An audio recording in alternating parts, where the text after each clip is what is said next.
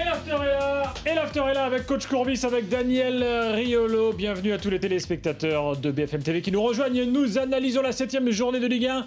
Nous avons parlé de Lens et nous parlons maintenant du PSG, messieurs, si vous le voulez bien. Parce que le PSG gagne et le PSG continue sur sa bonne dynamique. Ça fait 3 matchs sans défaite en championnat. Et il est tout content d'ailleurs. Quoi, Daniel? Bon, non, mais Daniel, écoute, Daniel analyse le football, pas forcément uniquement le PSG. Il a vu que le PSG a rejoint l'OM avec 11 points. Tu sais bien, Roland, en plus, ça fait très longtemps que je ne l'ai pas souligné que je n'étais pas supporter dans l'exercice de mes fonctions. Et toi non plus, Roland? Et toi non plus, d'ailleurs. Pourquoi? Toi, dans l'exercice de tes fonctions, tu n'as aucune préférence, n'est-ce pas? Il y a quelques équipes que je préfère que d'autres, mais je n'ai pas d'ennemis. C'est différent. Moi, c'est pareil. Que dire de Paris, messieurs, ce soir? On rappelle qu'il y a eu des choix qui sont faits un peu par obligation parce qu'il y avait des blessés. Sessegnon n'était pas là. Quoi, oui, non, mais d'accord. Enfin, tiens, un mec, à un moment, quand il continue à être blessé semaine après semaine, t'oublies qu'il est absent. Surtout quand tu t'aperçois que finalement c'est mieux sans lui. Je parle de Sessegnon. Je croyais que tu me parlais de Bodmer, je sais pas, moi, bientôt on aura perdu toute trace de lui, quoi. Messieurs, il est toujours blessé. Désormais, dans l'after, quand on parlera de Bodmer, il y aura ça. Bah ouais, Roland. Mais non, mais qui se souvient du dernier match de Bodmer? Il est toujours blessé, le gars. Il passe plus de temps à l'infirmerie que sur les terrains. C'est sûr que c'est quand même plus qu'inquiétant maintenant, parce que lui-même doit aussi se poser des questions. Donc il y avait 2 recrues fortes cet été au Paris Saint-Germain. Néné, Bodmer. Il y en a une qui brille puisque tout le jeu offensif, repose sur Néné, et c'est à mon avis pour l'instant non, mais parce que le PSG est quand même plutôt bien classé, mais si ça continue comme ça va être une limite pour le PSG. Que ça repose autant sur un joueur, c'est forcément un moment rédhibitoire. Un joueur très talentueux qui... il peut pas jouer tout seul quand même, parce que si les autres continuent à tout vendanger comme ils ont fait ce soir... S'il met de la régularité dans ses performances... lui il l'est, et lui il est régulier à tous les matchs, c'est le meilleur joueur depuis le début de la saison. C'est plutôt les autres qui nous sommes après 7 matchs. Ouais, mais les autres, à un moment, il va falloir qu'ils se réveillent. Erding, on n'a plus de traces de lui, pareil, c'est comme Bodmer, mais lui il est sur le terrain.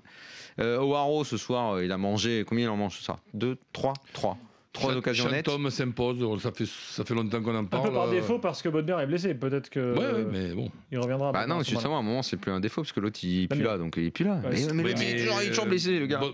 Avant Bodmer, on peut penser aussi que Clément passait avant Chantom, et là j'ai l'impression que Chantom... Dites-moi, on est fin septembre, on avait parlé de crise du mois d'août à Paris, rappelez-vous. Il y a un mois on en était à se dire il y a une crise à Paris. Ouais, c'est maintenant, il y a des mini-crises. C'était une crise de fin août. D'accord. C'est un peu comme la météo, tu vois, c'est très variable.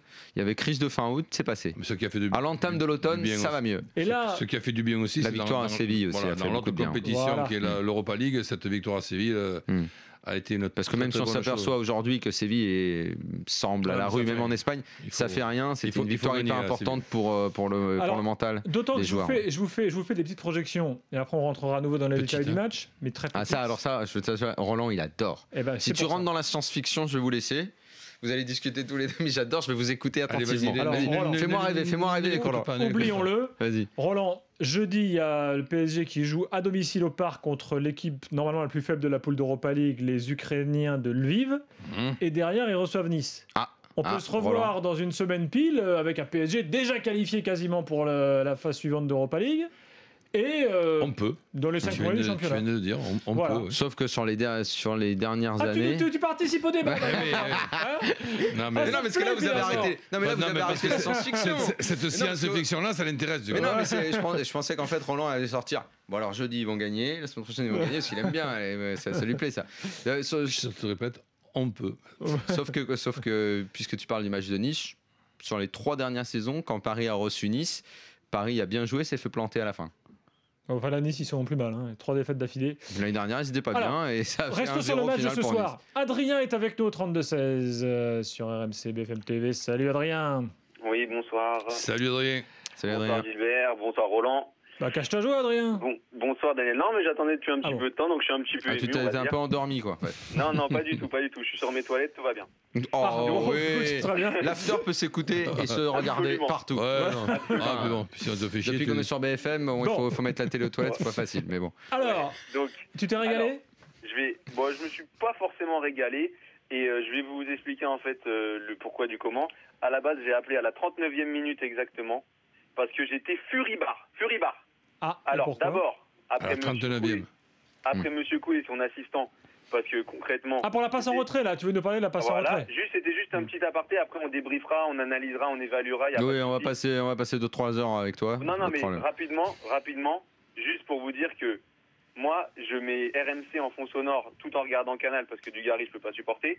Et donc, quand j'entends Quignou, qui dans un premier temps, avant son meilleur consultant, t'es sévère quand même. Comment? C'est le meilleur consultant, t'es sévère. Non, mais je préfère vous écouter, vous oui, tu veux dire que Joël était un peu pris de court. Dans un premier temps, quand il a dit Joël Quignou, l'arbitre de RMC. Voilà, que c'était totalement justifié, franchement, si c'est pour entendre des sauciflards comme au Moscato Show, franchement, je préfère mettre Canal. Il a rectifié ensuite. Pourquoi Joël Quignou a dit que... Non, mais il s'est trompé, simplement. Ah bah oui, c'est même moi qui suis pas arbitre, je savais. Il n'y a pas du tout passé en retrait. Et il est revenu quelques minutes plus tard pour nous dire attention. Il est allé consulter le livre vert, Joël. Évidemment que la passe de Tiné était de la cuisse et que donc Edel pouvait la prendre à la main. Du genou. Et que je le redis, Bédimo, très fair play, a tiré à côté. Voilà. On est d'accord que Jean-Michel Larquet, qui lui est un adepte des lois, nous parlait de la loi 14 pour le Brest-Valenciennes, où justement les joueurs rentrent dans la surface et donc c'était logique qu'ils soient retirés le pénalty. Là, en l'occurrence, c'est la loi 12. Moi aussi, j'étais dans mon livre vert. Il faut que le ballon soit botté délibérément. Donc là-dedans, il y a deux notions. J'adore ce terme de beauté. Est-ce qu'on n'est pas en train de parler d'un truc à peu près complètement inutile là? Parce que le coup franc a rien donné. L'occasion, elle est oubliée, quoi. Ce truc-là, c'est oublié, non? Daniel, je suis d'accord avec toi. Non, t'es peut-être resté bloqué sur la 39e, mais il y a eu des choses après quand même. Le match, il a continué. Non, mais lui, il a arrêté. Il a téléphoné à RMC, il est parti dans sa salle de bain, il est plus ressorti. Dès que tu as vu le tir de Bédimo, tu t'es mis sous le lit. Non, après, bien sûr, là, on va y aller, on va attaquer dans le vif du sujet. Alors vas-y. Le PSG m'a fait plaisir et donc ça m'a permis d'oublier ce petit coup de nerf qui m'a pris à la 39e. Et donc, pour être exhaustif, franchement, moi, Edel, par exemple, j'ai apprécié. Moi, je trouve que c'est assez solide. Alors attendez, là, je t'arrête, Adrien. Oui. J'aimerais avoir votre avis à tous les deux. Est-ce que Edel, qui, mine de rien, compile les bonnes performances ces derniers temps, on peut considérer que ça y est maintenant, il y a une hiérarchie établie. Coupé a dit Edel, prends la place, genre je te la donne. Et en plus, c'est fait.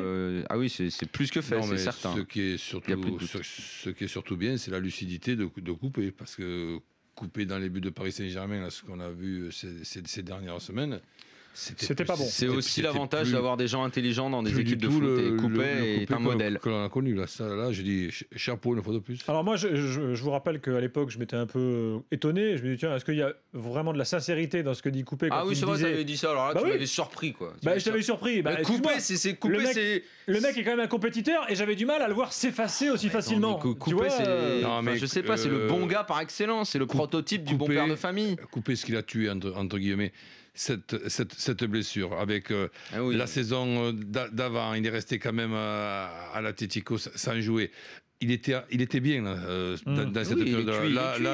En même temps, il a une carrière magnifique. Cette blessure-là, c'est. Donc là, il va se faire une fin de carrière à Letizia, genre deuxième gardien. Attends, tu crois qu'il n'est pour rien dans les progrès d'Edel? Il l'aide à l'entraînement, il le fait progresser, tout va bien. De match de trop ou de saison de trop, ça c'est la blessure de trop. Il est jamais revenu là. Un mec comme Coupé, tu l'as dans ton effectif. Je sais pas quel projet il a pour la suite une fois qu'il définitivement mettra un terme à sa carrière, mais ce gars-là, tu l'as dans un groupe, entraîneur des gardiens, avec l'expérience qu'il a, le bon fond qu'il a, la sincérité, c'est un plus même dans un effectif sur le banc. D'ailleurs, les gars, un mot quand même sur Edel. Tiens, on a Alaeddine Yaya qui est en ligne en direct avec nous dans l'after défenseur lensois. Bonsoir. Allô, bonsoir. Oui, bonsoir. Il y a coach Courbis qui est là. Il y a Daniel Riolo. C'est très dur le début de saison lensois, Alaeddine. Ouais, c'est très dur, les années se suivent, mais elles se ressemblent.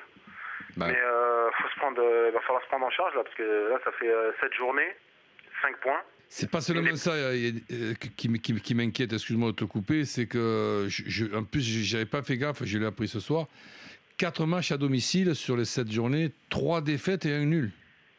Ah ouais, mais quand tu joues le maintien, coach. Ah non, mais là avec les points, ils se prennent à domicile. Nous, on n'est même pas capable de gagner un match. Avec des bilans comme ça, tu joues pas le maintien. Là. Tu te joues la 20e place. Là. Tu t'imagines 4 matchs à domicile, dans un endroit où il y a quand même des difficultés pour l'adversaire pour venir prendre des points. 3 défaites et un nul. Dites-moi, comment vous avez une explication au résultat actuel, sachant que vous restez avec le groupe est presque le même entre la saison où vous avez fait Ligue 2, Ligue 1, donc bonne saison, l'année dernière où vous vous maintenez bien. Et cette année où ça démarre aussi mal que ça, alors que le staff a été renforcé, qu'on a mis un homme d'expérience aux côtés de Jean-Guy Wallem, on avait l'impression que ça allait se solidifier. Bon, je pense qu'on a un problème récurrent, c'est qu'on compte trop l'un sur l'autre. Et dans le football, il faut déjà se prendre en charge soi-même, faire son boulot et pas compter sur le collègue. Si, compter sur le collègue quand on est dans la merde. Mais nous, quand on est dans la merde, on a tendance à baisser la tête et se recroqueviller sur nous.